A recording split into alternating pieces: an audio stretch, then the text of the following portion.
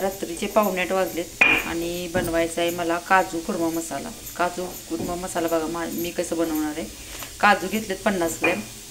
हा काजू कुर्मा मसाला आहे राजेशाही मसाल्यांचा. कांदे घेतले छोटे छोटे 3, टोमॅटो 2 आणि आता हा पॅन मी इकडं गरम करत ठेवला आहे. त्यात काजू मी फ्राय करून घेणार आहे अगोदर आणि मग नंतर त्यात कांदा आणि टोमॅटो भाजून घेणार आहे दोन्ही पण मी तेलातच. काजू मी टाकले काढून घेणार आहे. गोल्डन ब्राऊन रंगावर फ्राय झाले काढून घेणार आहे. 50 ग्रॅम काजू आहेत बघा. कांदा आणि टोमॅटो आपला झाला गोल्डन ब्राऊन रंगावरची भाजी. आता काढून घेणार आहे आणि त्याची पेस्ट बनवून घेणार आहे. थोडासा थंड झाला मिक्सर. इकडं हा खवा घेतला मी थोडासा 100 ग्रॅम असेल आणि इकडं दूध घेतले. दुधात हा काजू मसाला मिक्स करायचा आपल्याला.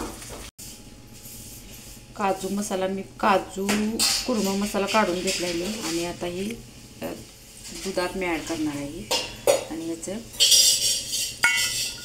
तयार करून घेणार आहे. पेस्ट तयार करून घेणार आहे.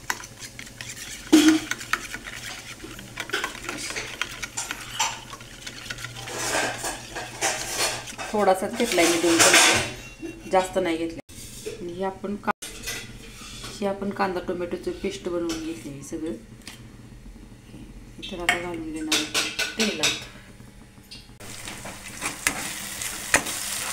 पेस्ट आपण टाकून घेतली आता ह्याच्यात कढईमध्ये आणि तेल सुटेपर्यंत भाजून घेणार आहे परत एकदा. कांदा टोमॅटो फ्राय करून घेतलेला आणि त्याच्यात ही लाल तिखट लास्टला हे सगळं टाकून घेणार. आता लाल तिखट आपण ॲड करायचं. थोडीशी गोड साखर पण घालायची चव येते.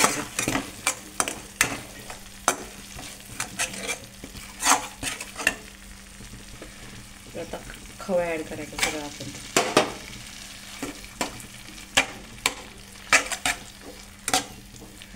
थोड्या वेळाने जरासं गरम झालं की खवा वितळतो त्याच्यात.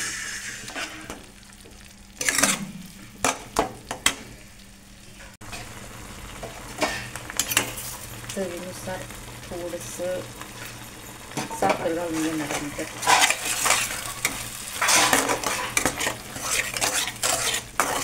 आणि लास्टला हे आपण दुधात मिश्रण बनवलेलं ओतणार आहे.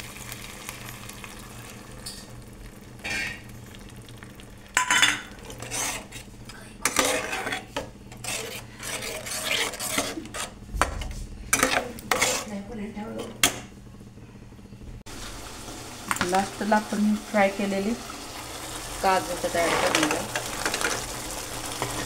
थोडेच घेतले 50 ग्रॅम. आपण याच्यात पनीर पण वापरू शकतो. पनीर काजू मसाला पण छान लागतो एकदम. थोडंसं मी पनीर पण टाकणार आहे याच्यात. आणि जेवढं तुम्हाला ग्रेव्ही पाहिजे तेवढं पाणी आपण त्याच्यात वरून ॲड करू शकतो किंवा आपण दूधच पहिल्यांदा वापरलं तरी सुद्धा चालते. खूप छान बनते काजू मसाला. त्याच्यात थोडंसं मी पनीर पण ॲड करणार आहे. पनीरचे एवढे पीस मी कट करून घेतले. आता मी पनीरचे पीस पण आपलं असं बनलेलं आहे ॲड करणार आहे सगळं.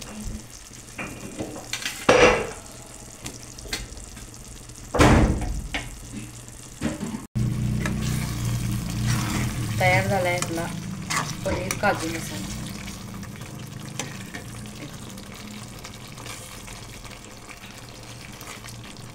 टेम्पटिंग दिसतो आणि खायला पण खूप छान लागतो.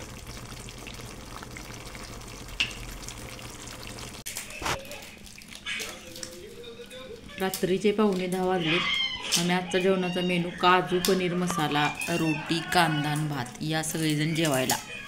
माझा आजचा ब्लॉग कसा वाटला ते मला नक्की कमेंट करून सांगा. लाईक शेअर आणि सबस्क्राईब करा.